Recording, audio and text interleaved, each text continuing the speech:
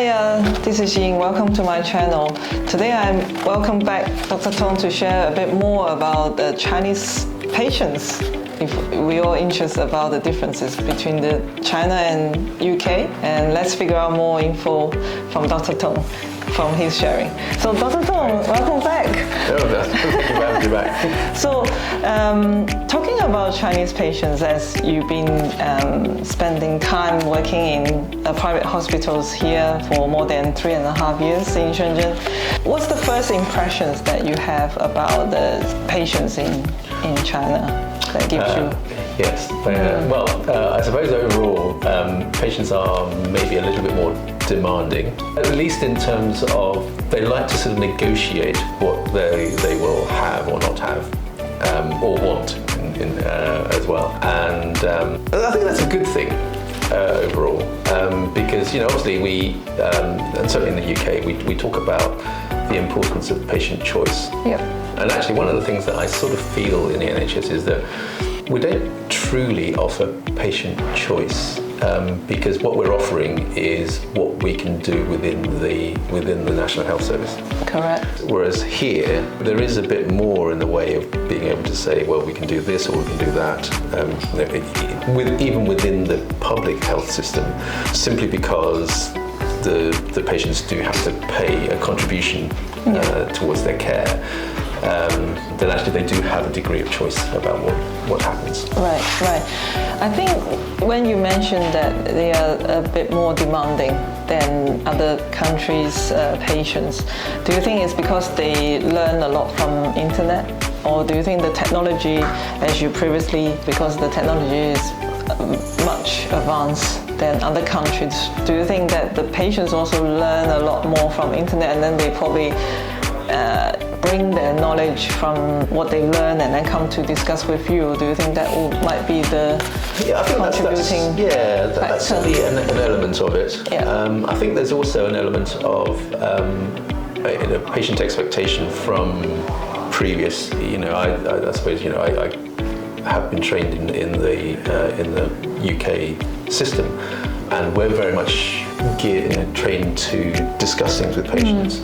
And to do a lot of patient education, whereas I think here there's much more of perhaps what would be termed cookbook medicine, which is where if a patient comes in with a certain symptom, then you just have a list of things, investigations that you do, and you have a list of treatments that you might offer. Whereas we perhaps would talk things more with patients. So I tend not to do as many investigations as maybe some of my colleagues, and certainly we get patients that have been to a public hospital and then come to see us, and they often come with reams of investigation reports, most of which I probably wouldn't have done. I know they a bit, as you mentioned, the demanding part, and then they like to be involved, but do you have other things that you pick up from behavior-wise that you find them most interesting to learn after you've been back? Yeah, well, actually, having said, I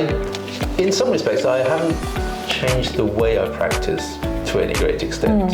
And so when I've had conversations with patients or with parents of children, actually most of the people are actually quite receptive to, when we've talked things through. And I think if you can get the confidence of the patient or of the parents, I think they do respond actually very well to reasoned discussion. Again, I think this comes down to patient expectation, perhaps from previous experiences. But there are a lot of people who come with almost preconceived ideas about, should I have a blood test when I've got a fever? Because that's what happens in the public hospitals. Yes. But as I say, most of the time, actually, the patients or the parents are actually very, very receptive to actually having that reasoned conversation about what actually is useful and actually what may be harmful, because actually a lot of the things that we do in healthcare, they have their benefits, but they also have their risks. Yes. And there is that balance of, we don't want to be doing things just because that's what's been historically done. Yeah. We want to do things that are going to benefit the patients. Yeah. And do you think the family member play an important part in consultation section when you are discussing the treatment options or plans? Do you find them more involved? Yes, definitely, and I guess particularly with regard to parents towards their children, there is a lot of, dare I say, parental anxiety about their children. But definitely, even with family members of older patients, they do tend to get involved quite a lot. Could be because of the culture. I'm pretty sure it is the culture. Right. Yeah. But again, I think if you actually take the time to talk to people are generally pretty receptive. It's a good challenge actually to be able to have a calm, reasoned discussion. Yeah. I think in China, in private hospital where you're working, I think it's great because we have time to allow the communication to build, and I think that's when we are being most appreciated and get the response back from the patient. Sure. I think the communication is so important. I think no matter whether in China or in the UK, I think it does play a big part.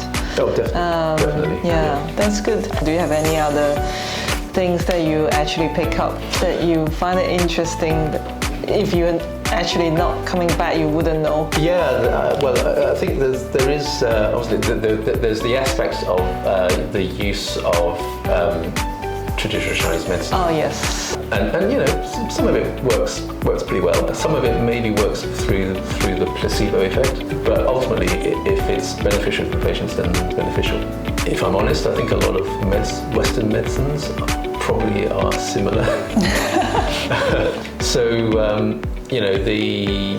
But there is a big difference in terms of the range of medicines that are available between the UK and within China itself. So that's been interesting to learn about some of the different drugs, but also actually the different sort of traditional medicines that some of the patients have actually already tried when they've been out in the community. The biggest issue for me is probably the overuse of antibiotics, and it is a shame that actually I hear a lot about the fact that the antibiotic resistance in China is not good. So hopefully we are working on that part, and I think Chinese Healthcare Bureau is trying to work something out, and perhaps hopefully in the near future we can see a big better improvement from the antibiotic stewardship setting up, and we can close the gap better in terms of this aspect. So thank you, Dr. Tong, for your time today. Pleasure. I think we hopefully will share more in the next episode, and we learn a lot about the Chinese patients this time. So thank you, and see you next time.